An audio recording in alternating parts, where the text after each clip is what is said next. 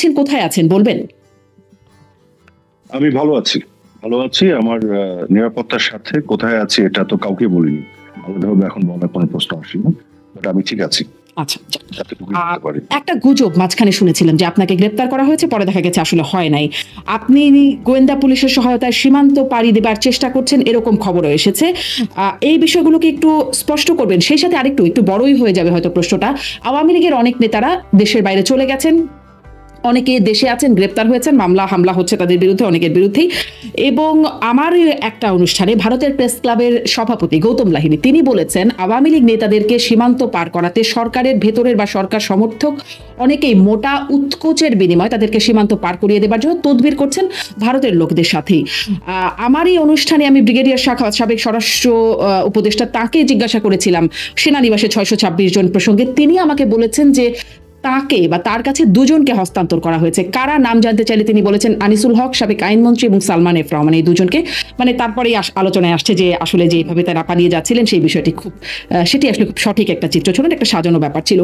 কিন্তু আমি যেটি আসলে আপনার কাছে প্রশ্ন করতে চাই, এই যে কাউকে ধরা হচ্ছে, কাউকে ছাড়া হচ্ছে, জুনায়েদ আহমেদ পলক আর সাবেক পররাষ্ট্রমন্ত্রী হাসান মাহমুদ, তাদেরকে একসাথে বিমানবন্দরে তাদেরকে আটক করা হলো। একজন চলে গেলেন বেলজিয়ামে, আর পলক রয়ে গেলেন গ্রেপ্তার হয়ে কারাগারে, রিমান্ডেও আছেন, তিনি গেছেন। মানে একটা পিক অ্যান্ড চুজ হচ্ছে। গৌতম লাহিড়ী যেমনটি বলেছেন মোটা উৎকোচ, এরকম কি আসলে কোনো বিষয় আছে আপনার জানা মতে? কোনো লেনদেন বা কোনো ডিলিং কি করতে হচ্ছে নিজেদের নিরাপত্তার স্বার্থে আপনাদেরকে? ধন্যবাদ। আপনি যতগুলো প্রশ্ন করেছেন এগুলো সবগুলো উত্তর আমার কাছে জানা নাই। যেগুলো আমি জানি সেগুলো উত্তর আপনাকে আমি দিচ্ছি। প্রথম, আপনি যে বিষয়টা উল্লেখ করেছেন আমার ব্যাপারে, একটি হচ্ছে যে আমাকে গ্রেফতার করা হয়েছিল, এবং আরেকটি আপনি যেটা বলেছেন যে একটি মোটা অঙ্কের টাকার বিনিময়ে তারপরে আমি সেখান থেকে বের হয়ে এসেছি, এই দুটোই ডাহা মিথ্যা কথা এবং পুরোপুরি গুজব, একেবারেই ডাহা মিথ্যা কথা। এগুলোর কোনো ভিত্তি নাই। আর তারপরে আপনি যেটি বলছেন অন্যান্য ব্যাপারে আসলে আমি বলতে পারবো না, কারণ আমার নলেজ এটা নাই। যেটা আমি জানি না সেটা তো আমি বলার কোনো সুযোগ নেই। তবে একটি তথ্য আপনাকে আমি দিতে পারি, এটা আপনি বললেন যে ডক্টর হাসান মাহমুদও বিমানবন্দর থেকে উনি আটক হয়েছিলেন, সেটি সম্ভবত সত্যি নয়। উনি কখনোই বিমানবন্দর থেকে আটক হননি। যে কথাটি বের হয়েছিল যে উনি বিমানবন্দরে গিয়েছিলেন জুনায়েদ আহমেদ পলক এবং উনি ওখান থেকে আটক হয়েছিলেন, বিষয়টি সম্ভবত সত্য নয় যতটুকু জানি। আচ্ছা, সম্ভবত সত্য নয়, আমরাও আসলে সম্ভবতই জেনেছি যে তাকেও গ্রেপ্তার করা হয়েছে। এটা সত্য নয়। আচ্ছা, এটি একটি অসত্য গুজব ছিল। আচ্ছা, মানে তাহলে লেনদেনের কোনো বিষয় আপনার আসলে জানা নাই। তাহলে কেন পিক অ্যান্ড চুজ হচ্ছে এটা কি আপনি বুঝতে পারছেন? যে কেউ চলে যাচ্ছেন, কেউ আটক হয়ে যাচ্ছেন, কেউ। দেখুন, এটা আমি বুঝতে পারছি না, আমার কাছে কোনো তথ্য নাই। কিন্তু আমি যেটা ধারণা করতে পারি, এরকম একটা কমপ্লেক্স সিচুয়েশনে, এরকম একটা অস্বাভাবিক বাস্তবতায় যেখানে জঙ্গিরা রাস্তায় ঘুরে বেড়াচ্ছে এবং বিভিন্ন জনের বাসায় আক্রমণ করা হচ্ছে, অফিসে আক্রমণ করা হচ্ছে, লুটতারাজ করা হচ্ছে, মব কিলিং করা হচ্ছে, এরকম একটা বাস্তবতায় কঠিন রিয়ালিটিতে আপনি কিভাবে হিসাব মিলাবেন? হ্যাঁ, কে কোথায় কিভাবে নিজেকে সিকিউর করতে পেরেছে, কে পেরেছে, কে পারেনি, কেন পেরেছে, কেন পারেনি, এটা খুব ডিফিকাল্ট কিন্তু এই মুহূর্তে এসবের উত্তর দেওয়া বা উত্তর খোঁজা। জি, আমি পরের জায়গাটি যাই। আপনার যে সাক্ষাৎকারগুলো শুনেছি সম্প্রতি, সেখানে আপনি বলছেন যে 4 তারিখেই সাবেক প্রধানমন্ত্রী বলেছিলেন যে পদত্যাগ করে তিনি টুঙ্গিপাড়ায় চলে যাবেন। উনি বলেছিলেন যে পদত্যাগপত্র লিখে সাইন করবেন এবং রাষ্ট্রপতির কাছে হস্তান্তর করবেন। যেই প্রশ্নটি করতে চাই, তিনি কি আসলে পদত্যাগপত্র সাইন করেছিলেন? যদিও এটি খুব বেশি পরবর্তীতে মানে সাইন করা বা না করার মধ্যে এই বর্তমান বাস্তবতায় সেটি আর খুব গুরুত্বপূর্ণ না হলেও এটি একটা অনেক বড় আলোচনা তুলেছিল। আপনি দেখেছেন রাষ্ট্রপতি প্রায় অপসারণ হয়েই যাচ্ছিলেন এই বিতর্কের সূত্র ধরে। তিনি কি আসলে পদত্যাগপত্র সাইন করেছিলেন সাবেক প্রধানমন্ত্রী? দেখুন, মাননীয় প্রধানমন্ত্রী শেখ হাসিনা, বঙ্গবন্ধুর কন্যা, উনি কিন্তু এবার প্রধানমন্ত্রী হতে চাননি। ওনার কিন্তু গতবারই সর্বশেষ ওনার টেনিয়র থাকার কথা ছিল, যেটা উনি বারেবার বলেছিলেন। কিন্তু উনি শেষের দিকে এসে সিদ্ধান্ত নিয়েছিলেন যে উনি এবার নির্বাচন করবেন এবং আওয়ামী লীগ বিজয়ী হলে উনি প্রধানমন্ত্রী হবেন। এর কারণ হচ্ছে, আপনারা জানেন যে গত টার্মে যেটা হয়েছে, কোভিড আসলো। কোভিড আসার পরে আপনার একটা লম্বা সময় ধরে আমাদের যে উন্নয়নের যে কর্মসূচিগুলো, এগুলো কিন্তু ধারাবাহিকতা রক্ষা করা গেল না। একটা ইমার্জেন্সি সিচুয়েশন আমরা ডিল করলাম। কোভিড শেষ হতে না হতেই আসলো যুদ্ধ, ইউক্রেন রাশিয়ার যুদ্ধ। গোটা বিশ্বের এনার্জি মার্কেট টালমাটাল হয়ে গেল এবং পুরো পৃথিবী জুড়ে বাজারের উপর যে একটা প্রভাব পড়া, ইনফ্লেশন বেড়ে যাওয়া। তো উনি ফিল করছিলেন, যতটুকু আমি জানি, যে ওনার আগের যে টার্ম, সেই টার্মে উনি 3 বছর থেকে 3.5 বছর উনি লুজ করেছেন, হারিয়েছেন ইন এ সেন্স। ওনার কতগুলি স্বপ্ন ছিল, কতগুলি ইচ্ছা ছিল। যেমন ধরেন, উনি চেয়েছিলেন যে বাংলাদেশে একটি মানুষও গৃহহীন থাকবে না, প্রত্যেকটি মানুষকে যাতে গৃহায়নের ব্যবস্থা করা যায়, এরকম আরো কতগুলো টার্গেট উনি সেট করেছিলেন। দারিদ্র বিমোচনের ক্ষেত্রে ওনার কিছু টার্গেট ছিল। তো ওনার প্ল্যান ছিল টার্গেট গুলি যদি শেষ করা যায়, উনি যদি লক্ষ্যমাত্রাগুলো পূরণ করতে পারেন, উনি রাজনীতি থেকে রিটায়ারমেন্টে যাবেন, এটা ওনার প্ল্যান ছিল। এবং রাজনীতি থেকে রিটায়ারমেন্টে যাওয়ার পরে ওনার ইচ্ছা ছিল উনি টুঙ্গিপাড়ায় চলে যাবেন, ওখানে থাকবেন। এটা কিন্তু ওনার আগে থেকে ঘোষণা দেয়া, এবং ওনার বিভিন্ন সময় প্রাইভেটলি উনি ডিসকাস করতে এগুলো বলতেন। কিন্তু যেহেতু আপনার কোভিড এর কারণে, কোভিড-19 এবং তারপর যুদ্ধ বিগ্রহ এগুলোর কারণে 3-3.5 বছর নষ্ট হলো, মানে আমরা এমার্জেন্সি ডিল করতে করতে সময় পার হয়ে গেল। মানে যে লক্ষ্যমাত্রাগুলো ওনার আগে ভিশন যেটা ওনার ছিল, সেগুলো তো আর উনি পূরণ করতে পারেননি। এই জন্য উনি এই টার্মে এসে আবার প্রধানমন্ত্রী হলেন, এবং উনি চাচ্ছিলেন ওগুলোকে, ওই লক্ষ্যমাত্রাগুলো অর্জন করতে। যে কারণে আপনি দেখেছেন উনি গৃহায়নের যে প্রকল্পগুলি নিয়েছিলেন, এবং আরো বেশ কিছু বিষয় ছিল যেগুলো কিন্তু উনি সত্যিকার অর্থে করতে দিয়েছিলেন। তো এটা আমি এই কারণে বললাম, কারণ ওনার সবসময় ওই ইচ্ছা ছিল রাজনীতি থেকে উনি রিটায়ারমেন্টে চলে যাবেন, এবং যাওয়ার পরে উনি বাড়ি যাবেন। তো যাই হোক, এখন এই যে আপনার যে বাস্তবতা তৈরি হলো, কোটা আন্দোলন, এবং সেখান থেকে যে বিভিন্ন ধরনের কমপ্লেক্স রিয়ালিটি তৈরি হলো, তো তখন এই 4 তারিখের যে যে সিচুয়েশনটা, যেটা আমি আরেকটা ইন্টারভিউতে বলেছিলাম, যে তখন উনি বেশ কয়েকবার ওভাবে বলেছিলেন যে, মানে ওনার মধ্যেও তো একটা কাজ করছিল যে আমি এত কিছু করলাম এই দেশের জন্য, এত ডেভেলপমেন্ট করলাম, দারিদ্রের হার 40 থেকে আমি 20-এ নিয়ে আসলাম, আমি লিটারেসির হার বাড়ালাম, কি করেন নাই উনি বাংলাদেশের জন্য?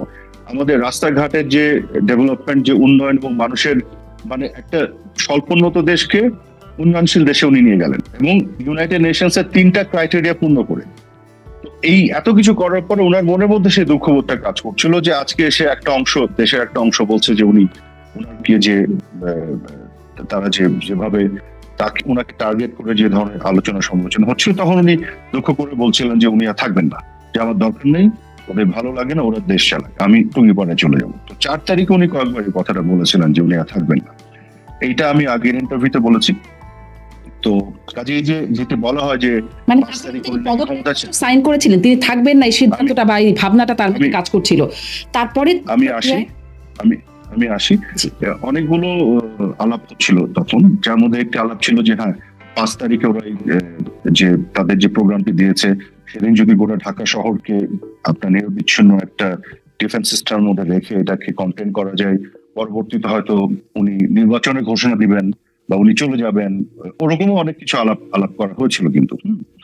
তো যাই হোক, তারপরে 5 তারিখে যেটি হয়েছিল, 5 তারিখে তো না, অনেকে যে বলে যে 5 তারিখ উনি নাকি জিত করছিলেন, ক্ষমতা ছাড়তে চাচ্ছিলেন, এটা তাহা মিথ্যা কথা। এটা আমি যে কোনো সিচুয়েশনে বলতে পারবো, এই কারণে, কারণ আমি 4 তারিখে তো দেখছিলাম যে ওনার ক্ষমতায় থাকার ইচ্ছাই ছিল না, মানে উনি খুবই হার্ড ছিলেন আর কি, সত্যি কথা বলতে। যাই হোক, তো 5 তারিখের ঘটনাটা যেটা আমি জানি, উনি যেহেতু নিজে প্রপোজ করলেন উনি থাকবেন না, উনি চলে যাবেন, এবং উনি মূলত যেটা করতে চেয়েছিলেন, উনি বঙ্গভবনে যেতে চেয়েছিলেন, গণভবন থেকে পদত্যাগপত্র লিখে সেটা সাইন করে, এবং সেই পদত্যাগপত্র জমা দিতে। কিন্তু সত্যি কথা বলতে, যে সেই যে পদত্যাগপত্রটা, সেইটা কিন্তু আর রাষ্ট্রপতির কাছে নিয়ে যে জমা দেওয়া হয়নি।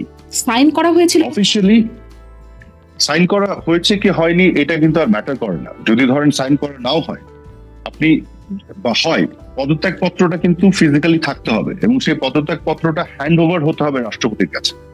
আপনি যদি অফিসিয়াল জায়গা থেকে চিন্তা করেন, যেহেতু এটা করা যায়নি, তার আগেই ওনাকে অনেকটা ফোর্স করে, জোর করেই ওখান থেকে ফিজিক্যালি রিমুভ করার জন্য তার হেলিকপ্টার উঠিয়েছে, বাধ্য করেছেন, এবং দেশের বাইরে পাঠিয়ে দিয়েছে, যে কারণে ওই ফর্মালিটিসটা কিন্তু আর করা যায় না।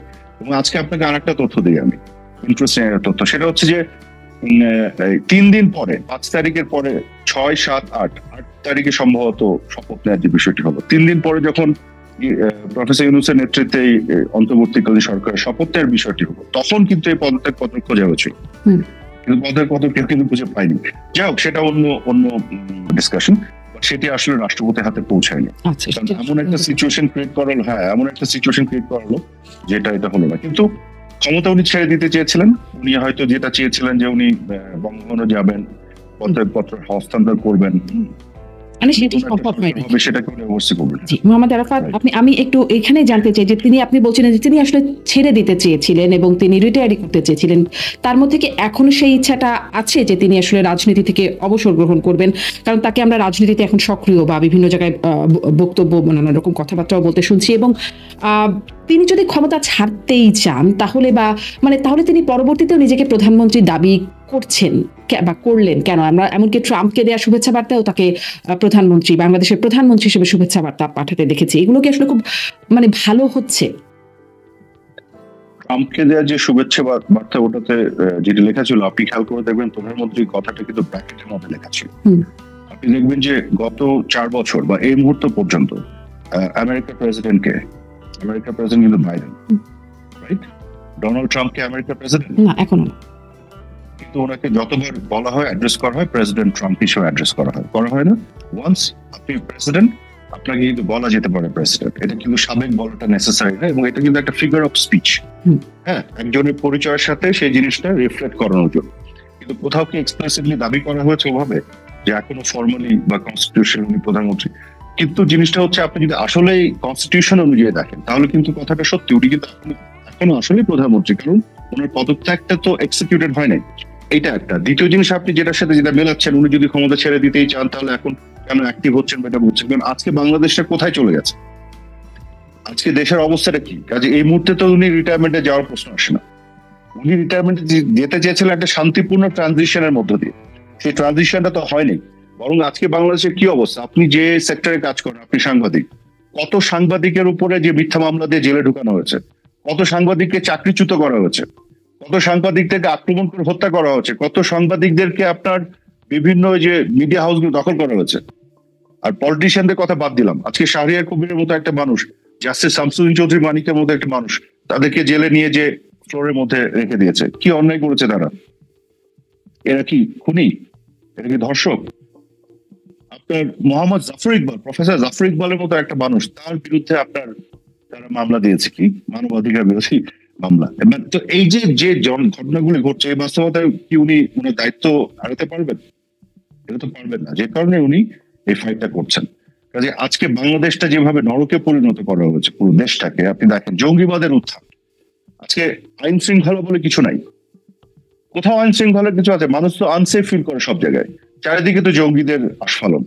যত বড় বড়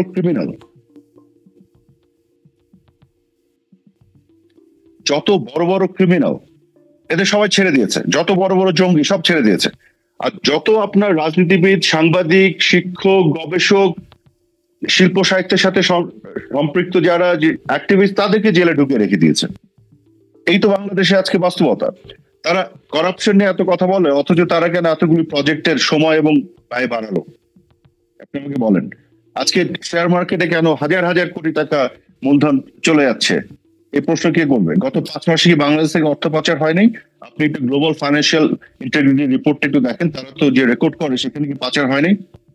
আপনি বলে দিচ্ছেন 15 বছরে এত অর্থ পাচার হচ্ছে, মিথ্যা বিভিন্ন কথা বলে দিচ্ছেন, মিসকোট করছেন জিএফআই রিপোর্টকে করে।